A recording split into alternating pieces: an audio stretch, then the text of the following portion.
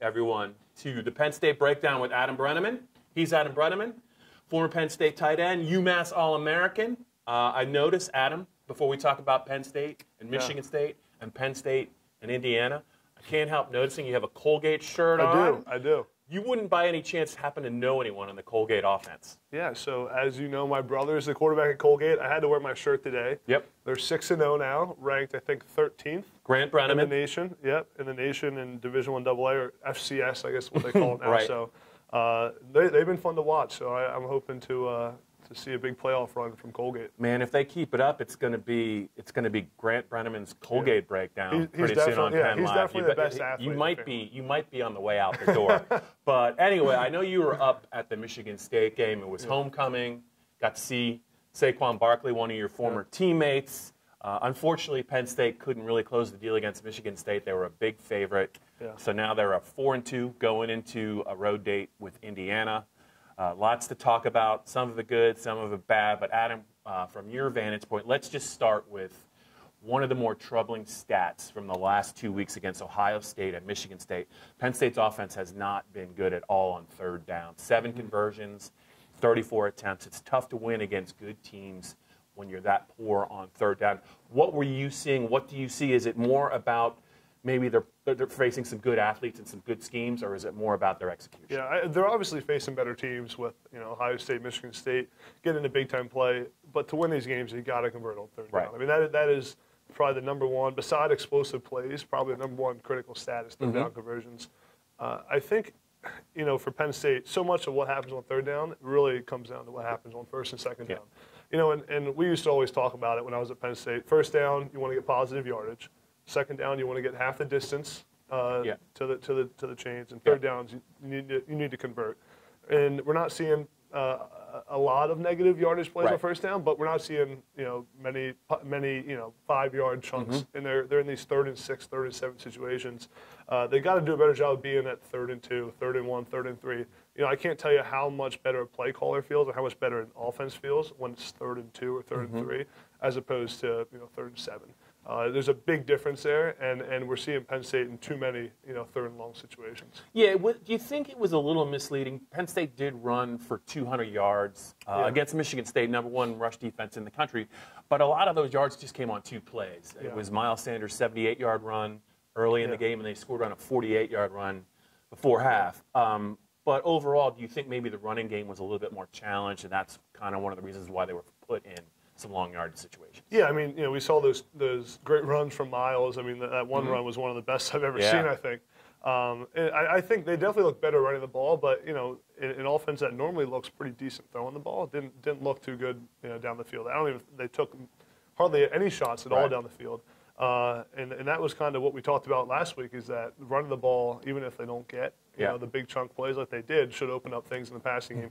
We didn't see that connection on Saturday, and I think that's a big problem. You got to be able to throw the ball against Michigan State, and they just weren't able to. Yeah, and that kind of leads us into our next talking point. Other than KJ Hamler, it's pretty much been the same story through the first half of the season.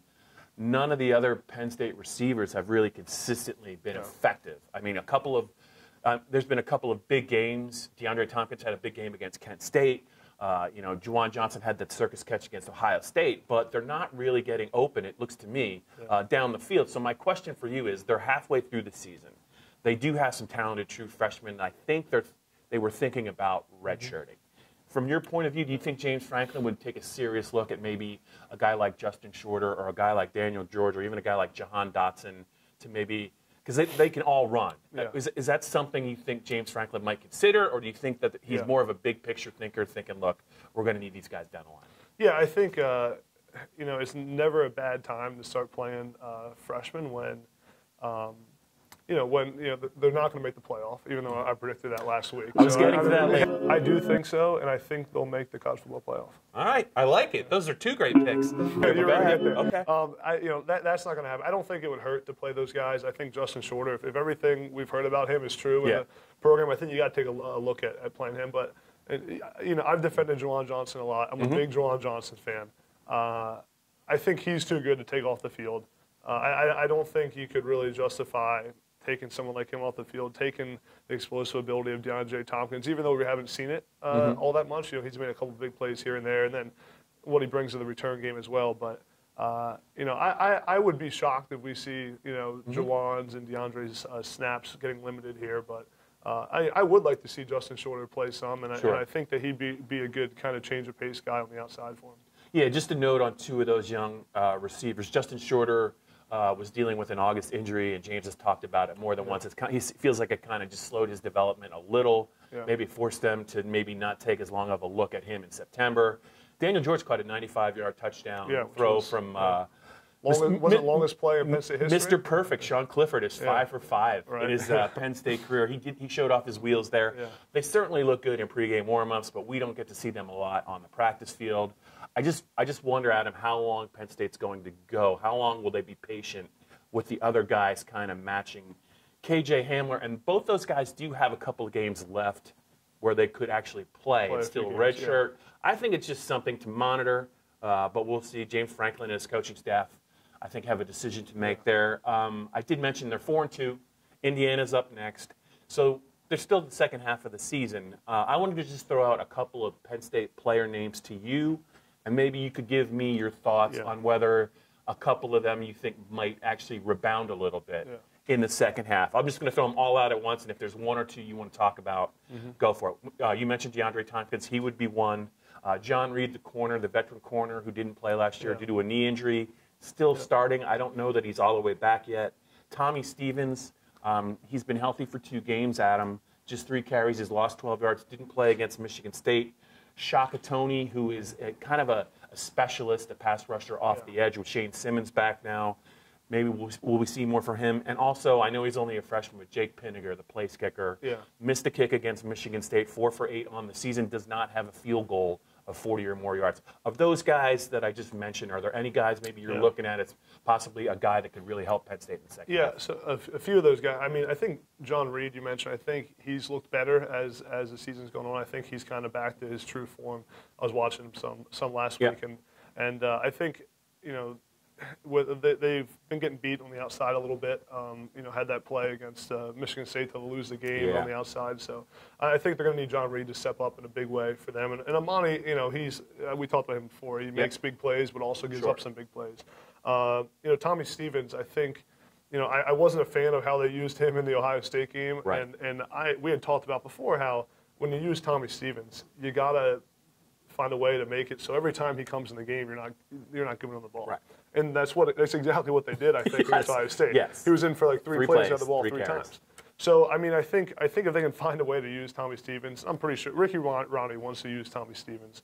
And he's too good to not give him a few touches a game, but there's got to be more than just the swing passes and plays like that. So I think Tommy can have an increased role. I'm hoping he does because he can bring a new element to that offense that needs a new element right now.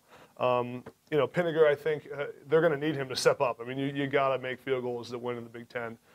You got to convert when you get that close. And I think I'm not sure what happened on Saturday. The missed kick looked kind of strange from where I was sitting, and I'm not sure if it was the approach or the hold. Or I didn't get to see the replay, but.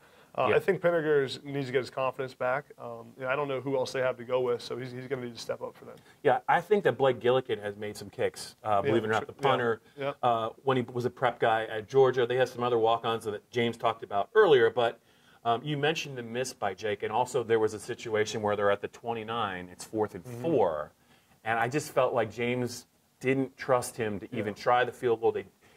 Trace lost his footing. It was an empty possession right on the cusp of points in a game they lost by 4 points. I just think that it's something that it's one thing to be confident in a kid, but you only get so many chances. And I would imagine this week they definitely took a long look. I'm going to be curious to see how they approach, maybe not the Indiana game, but they got games against Iowa, Wisconsin. They got to go to Michigan.